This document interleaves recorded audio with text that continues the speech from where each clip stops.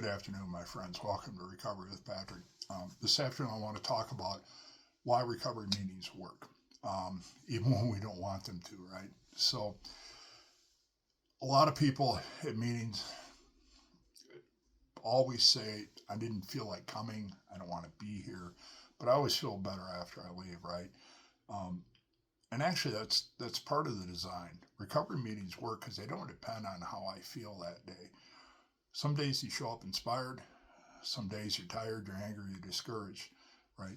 No matter what my state is when I show up at a meeting, I get to reflect and I get to get feedback and I get to hear from other people, maybe going through the same struggles. Maybe I need to hear about somebody having a really big successful breakthrough. Maybe I get to hear about somebody having an anniversary and little things like that that can give me hope.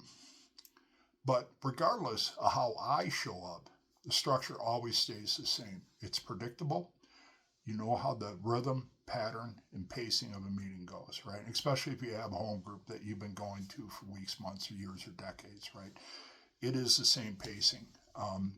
That predictability, I think, is part of the reason of the success of recovery rooms. So people sit down, we listen, we tell the truth, we talk about our lives, our struggles, our challenges, our successes. And that repetition creates stability when everything else feels unstable. I can go to a meeting and it's predictable. I know how it's going to unfold. I know the dynamics. I know the pacing, all of that, right? So the thing is, and I talk a lot about this, that recovery isn't powered by motivation, right? And I don't go to a meeting to be motivated or to be inspired or to listen to Tony Robbins talk. No slight against Tony Robbins, but I don't need that type of environment. But what I need sometimes is validation, support, love, compassion, which I get at meetings. But it's powered up by showing up anyway. And recovery works because it gives us a place to go when we don't trust our own thinking. And that's the powerful thing. And here's one last thing I want to leave you with. Meetings. People can grouse about certain things, about certain fellowships or programs. Maybe it doesn't sit with you just right. You're not entirely comfortable.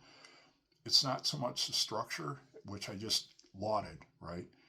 But it's the people sitting around the tables. And that's where the magic happens, right? That's where the power is that love and support I get from others who walk the same path that I have. There's no other place in the world that I know of where I can go and I can get that. Like and subscribe, and we will talk to you soon, my friends.